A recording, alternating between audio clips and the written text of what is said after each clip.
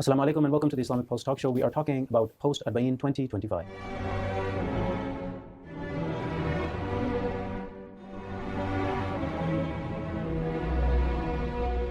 Assalamu alaikum and welcome to the Islamic Post Talk Show. We are talking about post Arba'een 2025. In order to talk a little bit about post Arba'een this year, we invited Sayyid Agha Raza. Sayyid Agha Raza, assalamu alaikum, welcome to the Islamic Post Talk Show. Wa alaikum assalam wa rahmatullah. Sayyid, our condolences to you, your loved ones, upon this recent passing of the Arba'een of Imam Husayn alayhi salam, his family members, his companions. Of course, the Arba'een occurs on the 20th of Safar, and it was just a few days ago. And of course, we saw that millions of people all across the world attended the Arba'een 2025 this year. Alhamdulillah, that itself a big testament to Imam Husayn alayhi salam, and the devotion that people have for Imam Husayn alayhi salam, and of course, not just in memory of his martyrdom, but his mission as well. That despite the regional tensions and the instability of the region, people still came out and they still attended Arba'een, and they still went on the walk. And the people of Iraq, Allah bless them, they still hosted these millions of pilgrims.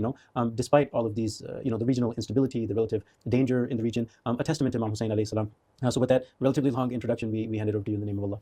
أعوذ بالله من الشيطان الرجيم بسم الله الرحمن الرحيم السلام عليك يا أبا عبد الله وللأرواح التي حلت بفنائك عليك مني سلام الله أبدا ما بقيت وبقي الليل والنهار ولا جعله الله آخر العهد مني لزيارتكم السلام على الحسين وعلى علي بن الحسين وعلى أولاد الحسين وعلى أصحاب الحسين ورحمة الله وبركاته.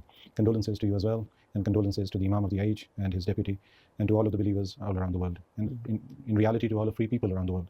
Because alhamdulillah, one of the great miracles that has happened in contemporary times is the universalization of the teachings of Husayn ibn Ali alayhi salam. And many people around the world, they don't realize it yet, but they are part of the camp of Husayn ibn Ali alayhi salam. You don't need to be a veteran of worshipping Salatul Layl to be part of the camp of Husayn ibn Ali alayhi salam. So if you look at, for example, Wahab alayhi salam, he became Muslim like just a while before his martyrdom. He, his wife, his mother. So and they used to be Christians. They used to be Christians. And that just shows you that if you have that flame, that light of humanity alive in you, if the tyrannical and oppressive systems of the world have not been successful in stifling and blowing out that light within you, then that light will somehow, someplace find its way. And it will bring you practically into the camp of Husayn ibn Ali alayhi salam. Right? Now what we're seeing right now around the world is that we have people in the camp of Husayn ibn Ali alayhi salam, but they don't realize it. And part of the reason why they don't realize it is because people who are formerly the followers of Husayn ibn Ali alayhi salam have not taken the time out and the energy out to go and talk to these masses of the world and tell them about Husayn ibn Ali alayhi salam. Sayyid, like one of the criticisms that happens when with regards to things that we talk about in these talk shows or on other platforms is that people say that you talk about resistance and you talk about the resistance front and the revolution, etc. And we in the West or in other countries around the world, we do not have the freedom to talk about these things. Sure. Well, our first answer obviously is that this lack of freedom that you're talking about, you're supposed to talk about haqq, the truth, despite the lack of freedom. But let's take a rain check to that and come to the second answer. Even if we as Shias, as followers of the Ahlul Bayt, as followers and lovers of the Ahlul Bayt, if we had only told people about the history of Karbala, if we had not, let me use a harsh word, if we had not taken Karbala hostage and confined it within the four walls of our own mosques and Imam Bargas and Islamic centers, people would have linked the dots themselves. You cannot talk about the narrative of Ashura, the history of Ashura, without any sane individual coming to the conclusion that Husayn ibn Ali alayhi salam is the Imam of resistance against oppression. In order to do that, in order to explain Ashura to someone and not have him or her come to this conclusion, this natural conclusion, you would actively have to create massive amounts of corruption within the narrative. For them to not be able to you'll have to paint it in a completely new picture. Imam of resistance. Which is something that is also happening in certain pockets around the world. They try to present Imam Husayn in a manner that completely divorces him and disconnects him from his fight against oppression and tyranny and the enemies of humanity. So what I'm trying to say here is that if our brothers and sisters around the world, if they have this sensitivity about overtly presenting political messages to the people of the world, they should at least not have any sensitivity about talking about the history of Karbala, the masa'ib, the calamities, the tragedy of Karbala, the sermons of Imam Husayn alayhi salam, to a wider audience. Why don't we dedicate Muharram and Safar and all of us become activists for Imam Husayn in the traditional sense? Go out into your communities, tell them what Imam Husayn did. He rose up against the tyrannical Umayyad regime. Tell them what that Umayyad regime was. Tell them how Imam Husayn reacted. Tell them how his family reacted. Tell them about Qasim ibn al-Hasan. Tell them about Ali al-Akbar. Tell them about Abdullah ibn Hasan. Tell them about Ali al-Asghar. Tell them about Abbas. Tell them about Zainab. And maybe there's a hadith that we normally study when we are studying the principles of jurisprudence. So there's a hadith that we normally study when we're talking about jurisprudence and the principles of jurisprudence. It comes about in several places.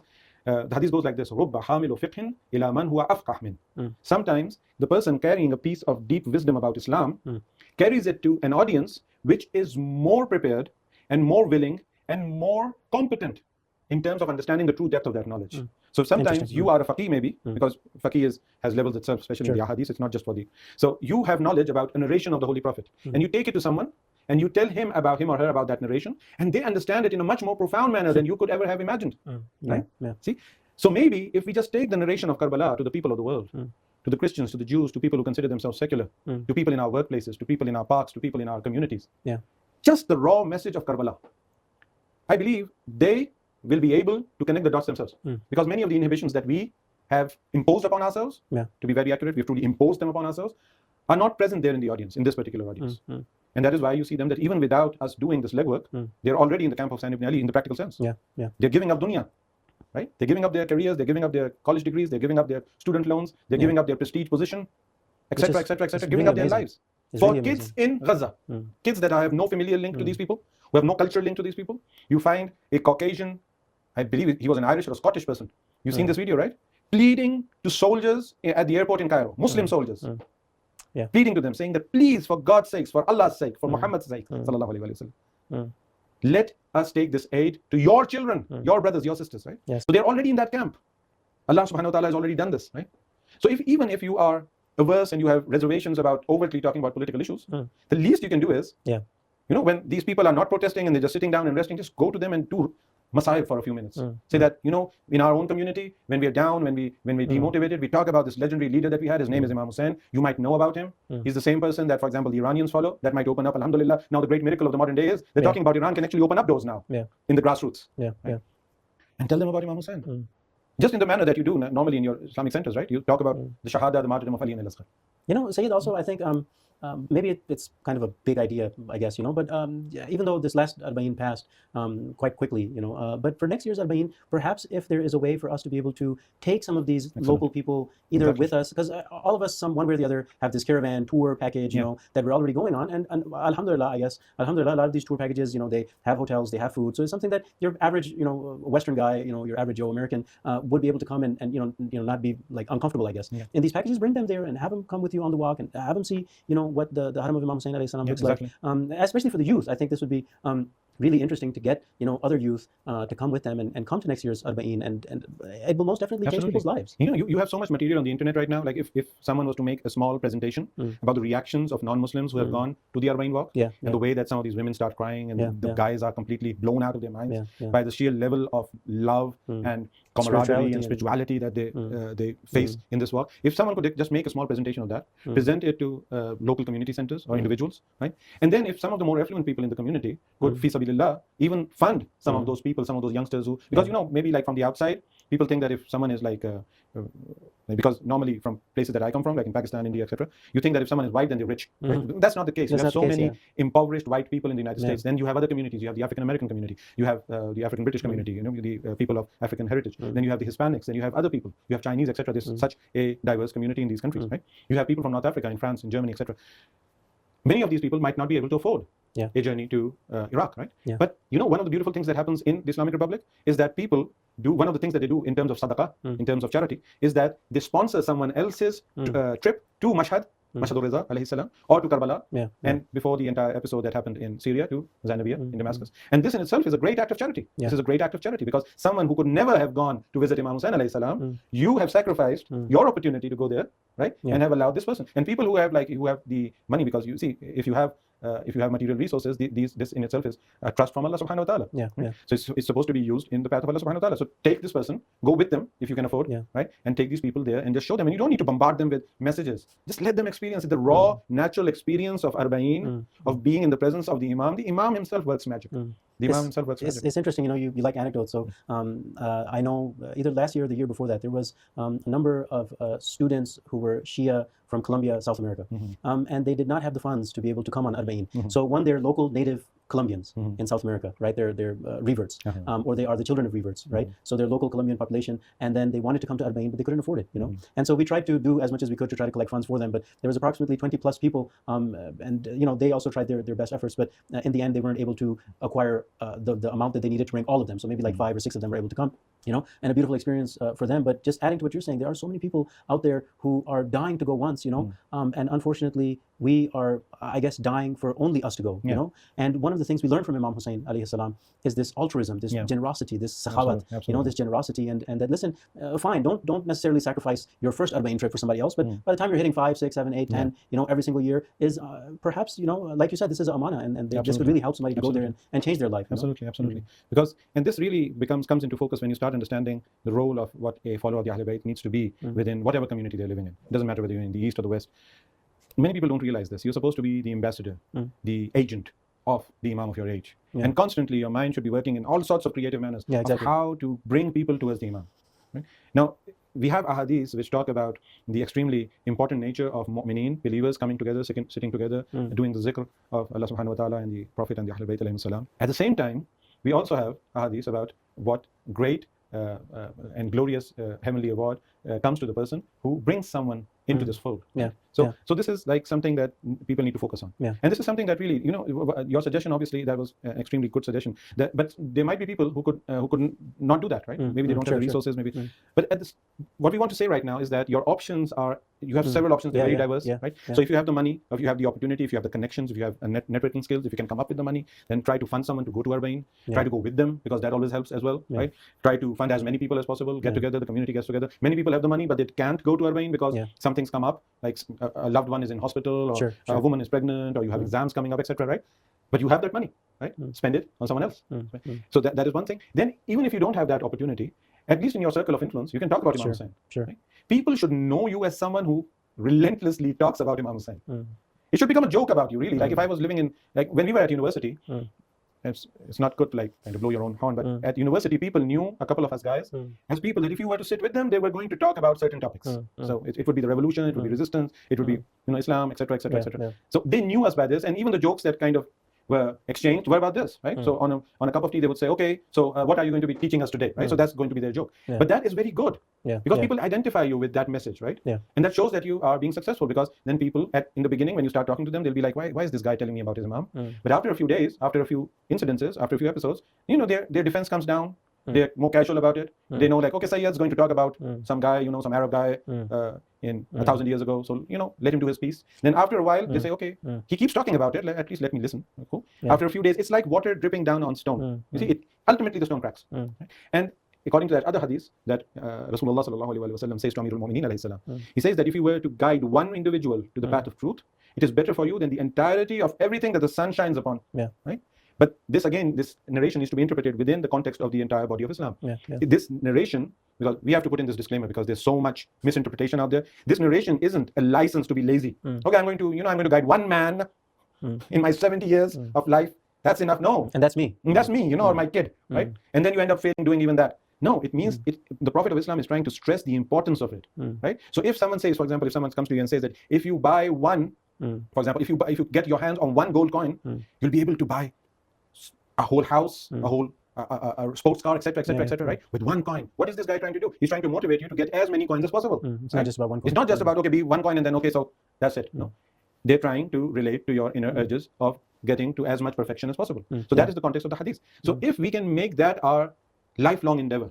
A few months ago, or maybe a year ago, one of our teachers, I think it was maybe, I'm not sure, but it was Ayatollah Mohsen Araki, Hafazahullah. He said that when he was in the United Kingdoms, he knew a person, he was a revert himself, and this person had come up with a Ponzi scheme to create new believers, right? So he had a pyramid scheme going on. So he had invested his time and energy in getting one other non-Muslim to come into the fold of Islam. And then the condition here, because they would become friends as well, was this, that I have a debt upon you because I brought you to salvation, right? And now the only way you can pay this debt is that if you bring 2 more people in. And then the same went on, and this guy had like around a couple of thousand people who had converted in around 10 years. Right?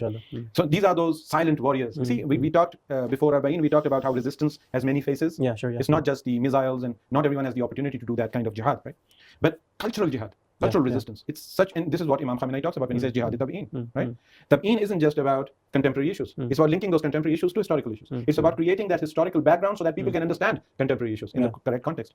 So this is something that people need to be doing in their office spaces, in their schools, in their colleges, instead of talking about football or soccer, or, you know, it's normal for people to do that as well, but, you know, like, invest a bit of your time. Of course. Like at the end of the day, when you do muhasabah, which is one of the things that Imam Qasim alayhi salam and other Imam of the Ahlul Bayt, it's a consistent theme within the hadith. They say that if someone isn't doing muhasabah at the end of the day, then he's not part of our not part of our movement, right? Not really our follower. So one of those things, that accountability that you do at the end of the day should be this: how much time did I invest in trying to get information about Islam, about the Prophet, about the Ahlul Bayt out to one other person who did not have this knowledge? Yeah. And again, because like today, my mind is kind of going in this direction, that people who do not find themselves to be comfortable with overt political messages, which by no way, like, let me put in this disclaimer as well, your first and foremost responsibility is this, that you do talk about Palestine, you do talk about the resistance front, you do talk about the Islamic revolution, because that is the fight of our age, that is what's going on right now. But say like someone is not comfortable with these things, at least tell them about the history of the Ahlul Bayt, and they'll connect the dots themselves. Yeah, and I think it's very interesting to people out there. If you start talking about an individual who lived, 1,400 years ago, that itself is like, wait a minute, you guys are actually, you remember something that happened 1,400 years ago? And I think I think what you're saying, it's a lot of times we're more scared than we should be. Like, Absolutely, I think it would be interesting. People would be interested in hearing about this. One of the ways, maybe if we can deal with this kind of internalized fear, that if we start talking about our culture, about our religion, etc., then people might kind of throw us out of their circles, and we might become persona non grata, etc., is if you go on YouTube, you go on to other platforms, and you listen to the testimonials of reverts, and just absorb how absolutely thankful they are to the people who brought them the message. Who said something, who bothered to say something. Exactly, because we realize it's part of human culture and human psychology that you're not normally comfortable about talking about, and then the media in the West, it kind of demonizes religion in general, right? Certain religions, it demonizes certain religions, not religion in general, even though it is under the guise of demonizing religion in general, but you'll never see them demonizing the religion that is being misused to perpetuate the myth and the genocidal tendencies of the Zionist regime. Right? So in fact, you'll find them censoring the positive versions of that religion, and on the other side, it's normally the brunt of the abuse is for Christianity and for Islam. So anyhow, so people have become conditioned that they don't like talking about religion, right? But we're not even talking about religion. We're talking about historical events. And Sayyid, if I just add something in here, so for example, perhaps the way that the office space is managed in the West, is kind of, you only have, a small coffee break for a few minutes, or even though what we're saying is that even at that time, you can bring up an interesting point, or an interesting tradition. All you have to say is, oh yeah, I was reading this tradition today about this guy who lived 1,000 years ago, and he said, that, et cetera, et cetera, et cetera. Even that much will make a difference, So you can spark a conversation at the water cooler. At the water cooler. Just like if you talk to your colleague and say, there was a time when children of very small age were not allowed to have water.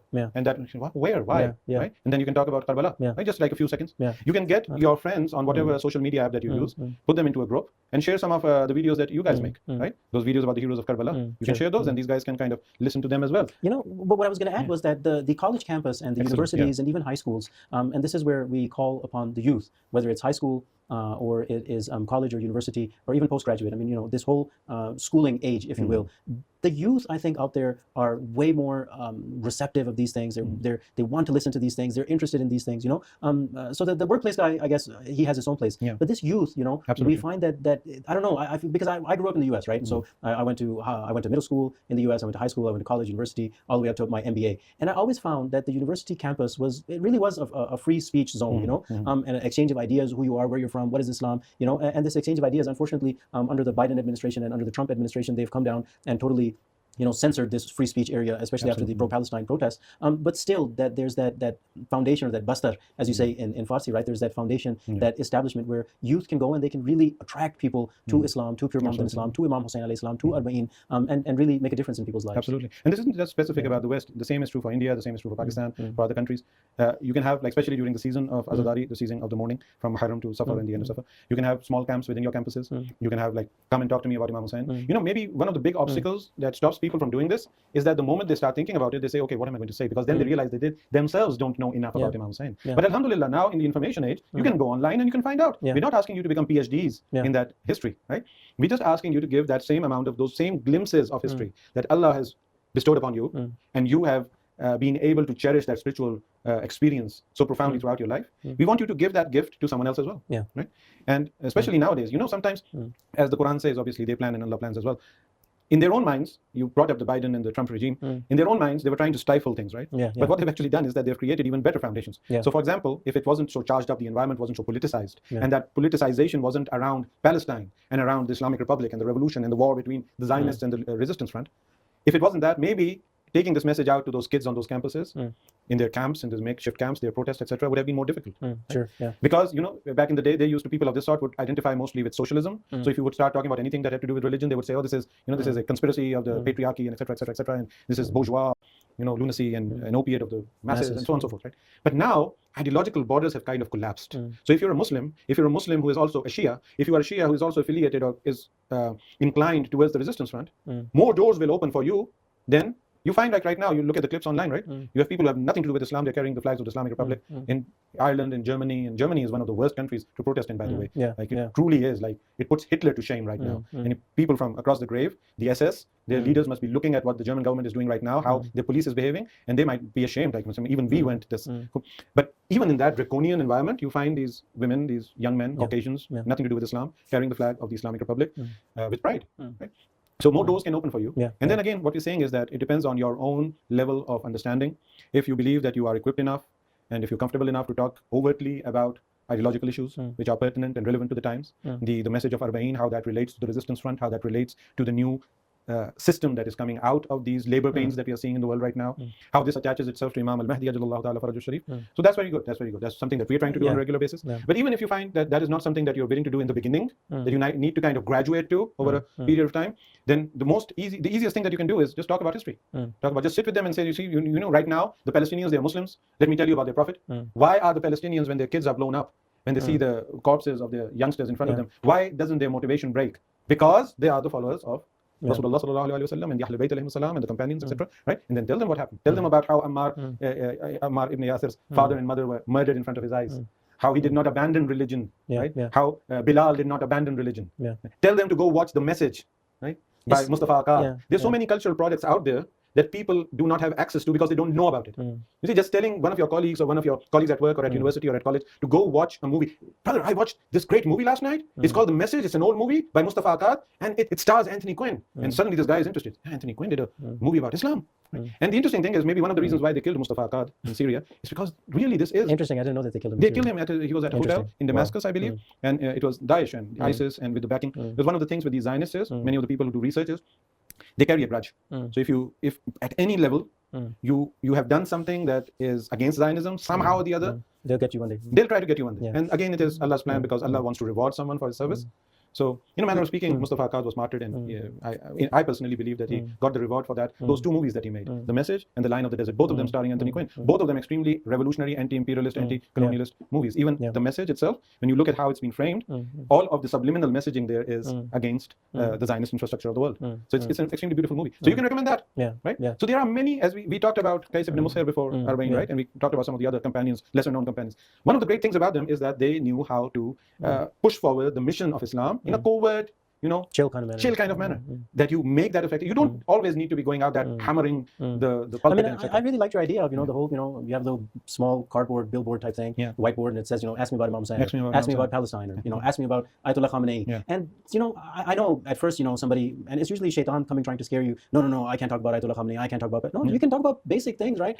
About all of these things. You have that certain amount of knowledge, like you said, that when you give that simple basic knowledge. Be slightly smart about it. When you're talking about, like back in the day when we used to be on social media, and we had the time to do that, me personally, when we used to talk about Imam Khamenei, first of all, we wouldn't use the word Imam Khamenei, so we'll just say Sayyid Khamenei, right? And then we would try to take a more of a balanced approach to the message. So you can always play into those kind of things that journalists do, so that your campus authorities, etc., can't really get you into a corner. No, and I think like if it comes down to it, it'll be a governmental type thing if they come to stop you. Exactly. But if you ask me about Ayatollah Khamenei, he's this old religious, spiritual, political leader. He's been in Iran for 30 years. He's a student of Imam Khomeini. Nobody's going to come and say anything to you for this. And if they do, then you should probably leave a country that won't even let you talk this much. Common sense. I remember when, as I said, when I used to be more active under a pseudonym on social media, we had this page, and the idea that I had was to get connected with non-Muslims or with Arabs from Palestinian descent or people from the resistance front. And the idea was to get them connected as well. So back in that day, I remember we used to put up posts about, for example, just recently we've had the anniversary of Iranian flight 655, I believe, which was shot down by an American warship. This was a Hajj flight, and like hundreds of people were killed, children, and without any provocation. This was a flight going to Saudi Arabia for Hajj. So these were pilgrims. And I remember we put up Washington Post's cutout, and none of the people, there were literally hundreds of people in our audience. And back in that day, you didn't have that kind of censorship on Facebook, etc. So the message used to get across as well. I literally remember tens, maybe even hundreds of people messaging back and saying that we've never heard about this. Amazing. That is the kind of blackout they have about, right? So there's so much that can be talked about. I remember we put up Imam Khamenei's fatwa about his edict, his religious edict, immediately after the victory of the Islamic Revolution, about the status of Jews and Christians within the Islamic Republic. That he declared without any mincing of his words that these are citizens of the country and they are, and which was part and parcel of Islam. It wasn't something new. But the people in the West, they did not know about this. And they were, we used to put up videos of Jews protesting against Zionism, and people would react and say that we thought that Zionism was Judaism, right? So this, we assume that people know a lot. We make two mistakes. We assume that people know a lot, and then we assume that we need to say everything out very overt, like talking to someone who's mentally disabled. No, people can make their own logical conclusions. They can connect the dots themselves. You need to be smart in your messaging, right? So you need to rely on the intellectual strength of the audience, and at the same time realize that the audience is ill-equipped in terms of information. If you do these two, then your messages can be quite potent in nature. You know, Sayyid, I want to kind of wrap up with this idea again, talking about Arba'een.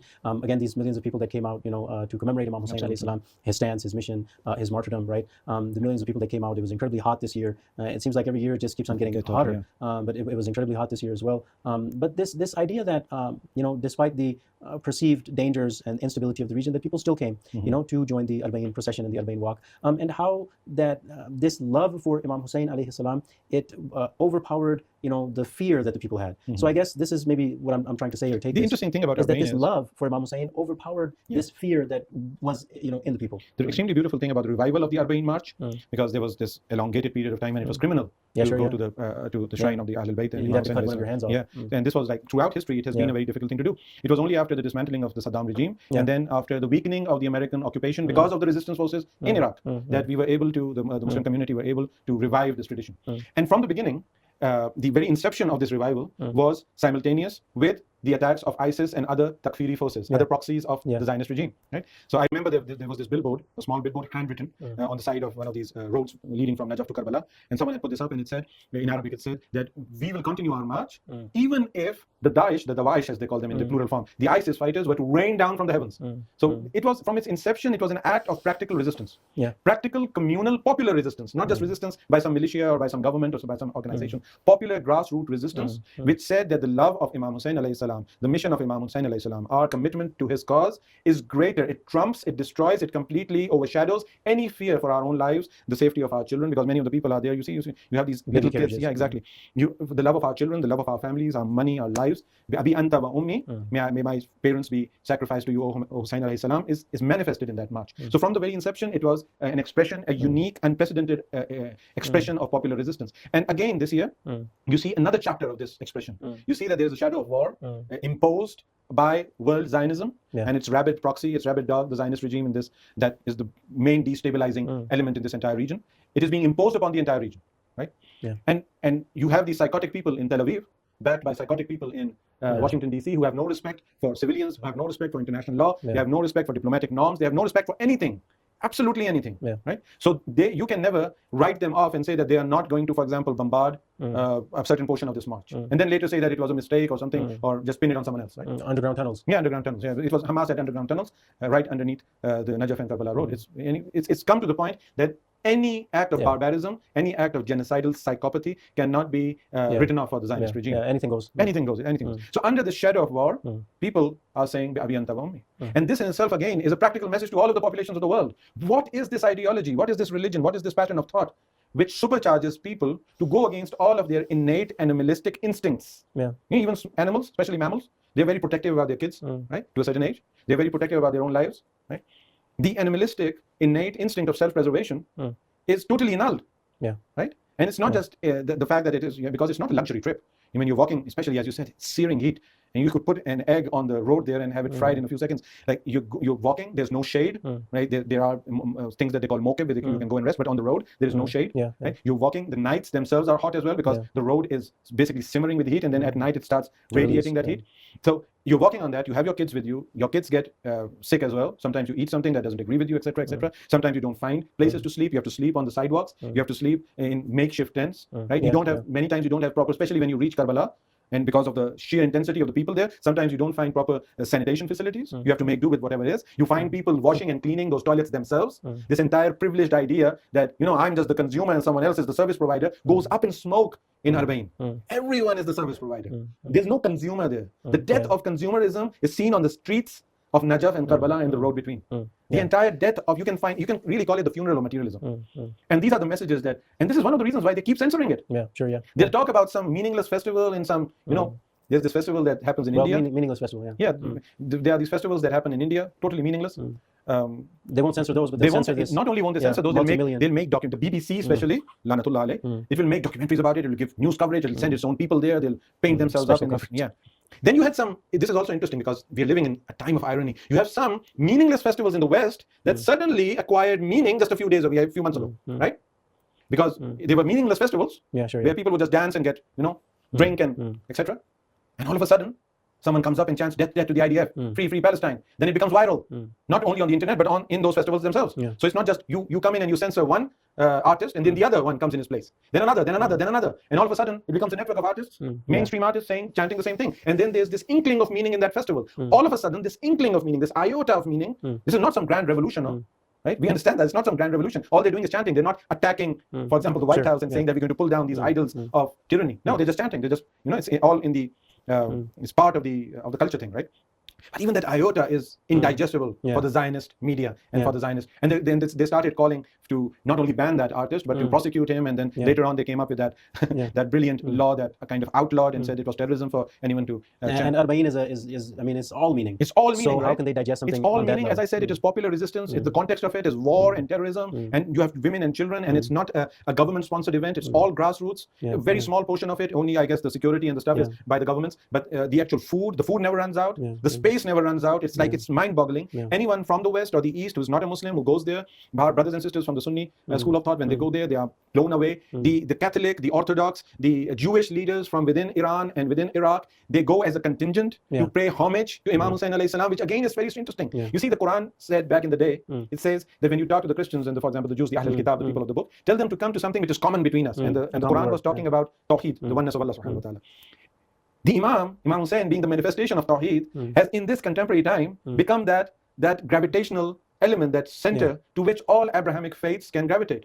So you see the interesting thing that is happening. Again, the world is a world of irony right now. You have this devilish and satanic Abrahamic accord happening, being forced down the throats of the Arabs against their will by the Zionist regime and its controllers. And on the other side, you have the true Abrahamic accord happening around Imam Husayn alayhi salam, his mission, and then vibrating out in the form of the resistance front, in the form of the Hashd Shabi, the popular front in all of these branches of resistance, and vibrating out its ripples going right into New York, into Houston, into Washington DC, London, everywhere. So this is like Arbaeen, to kind of wrap up, is the ground zero of this seismic earthquake that is shaking the world.